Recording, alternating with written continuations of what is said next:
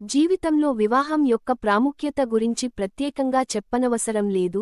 జీవితంలో రెండో ఇన్నింగ్స్ అని చెప్పబడే వివాహం విషయంలో పురుషులతో పాటు స్త్రీలకు కూడా భయాలు ఉంటాయి. వివాహం తర్వాత ఒక వ్యక్తి జీవితం పూర్తి మార్పులకు లోనవుతుంది. ఈ మార్పులు ముఖ్యంగా స్త్రీలలో ఎక్కువగా కనిపిస్తాయి.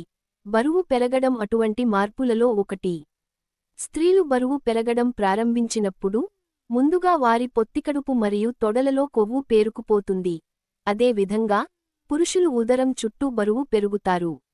మహిళల శరీర బరువు విషయానికి వస్తే జీవసంబంధమైన, హార్మోన్ల మరియు సామాజిక సాంస్కృతిక అంశాలు ప్రధాన పాత్ర పోషిస్తాయి. మహిళల్లో ఋతువిరతి యొక్క జీవసంబంధమైన అంశం కొవ్వు పంపిణీని ప్రభావితం చేస్తుంది. ఊబకాయం యొక్క ప్రతికూల ఆరోగ్య ప్రభావాలను ప్రమాదాన్ని పెంచుతుంది లేదా తీవ్రతరం చేస్తుంది. ఋతువిరతి సమయంలో ఈస్ట్రోజెన్ స్థాయిలు తగ్గడం వల్ల శరీరంలో కొవ్వు పంపిణీలో మార్పు వచ్చి బరువు పెరుగుతుంది. స్త్రీలలో సహజంగానే పురుషుల కంటే ఎక్కువ శరీర కొవ్వు ఉంటుంది. ఇది పునరుత్పత్తి ఆరోగ్యానికి చాలా అవసరం కానీ బరువు నిర్వహణను మరింత సవాలుగా చేస్తుంది. ఈ ధోరణి అనేక హార్మోన్ల అసమతుల్యతలకు దారితీసింది. ఇది జీవక్రియ మార్పులకు దారితీస్తుంది. జీవితంలోని వివిధ దశలలో యుక్తవయస్సు, గర్భం మరియు ఋతువిరతి, హార్మోన్ల హెచ్చుతగ్గులు ముఖ్యంగా నడుము మరియు ఉదరం చుట్టూ కొవ్వు పేరుకుపోవడానికి దారితీస్తాయి. నేటి ప్రజలు ప్రాసెస్ చేసిన ఆహార పదార్థాలను ఎక్కువగా తింటున్నారు. ఇది ఫ్రక్టోజ్తో నిండి ఉంటుంది. ఇది ఇన్సులిన్ నిరోధకత మరియు ఇతర హార్మోన్ల అసమతుల్యతలకు దారితీస్తుంది.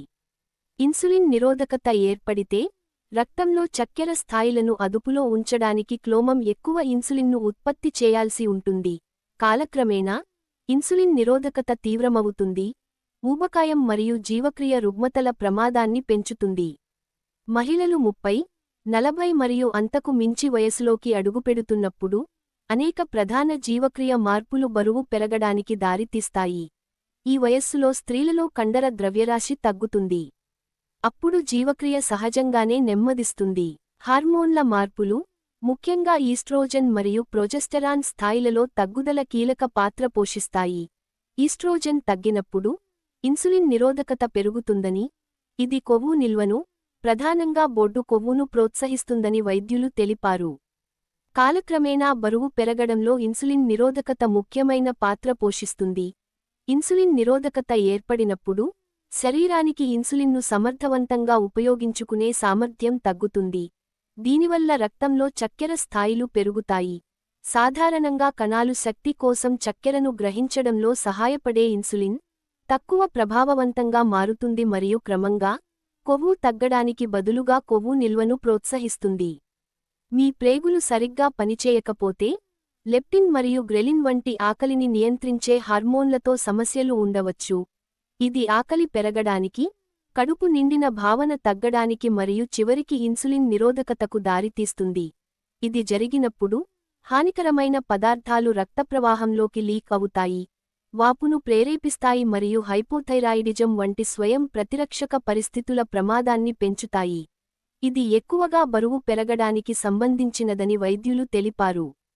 మహిళలు వయసు పెరిగే కొద్దీ బరువు నిర్వహణను సులభతరం చేయడానికి వారు చిన్నప్పటి నుండే అనేక కీలకమైన జీవనశైలి అలవాట్లను అలవర్చుకోవాలి.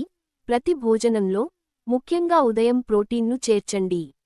గింజలు, గుడ్లు, చికెన్, పెరుగు, చిక్కుళ్ళు మరియు పాలవిరుగుడు ప్రోటీన్ వంటి ఆహారాలను ఆహారంలో చేర్చుకోవాలి.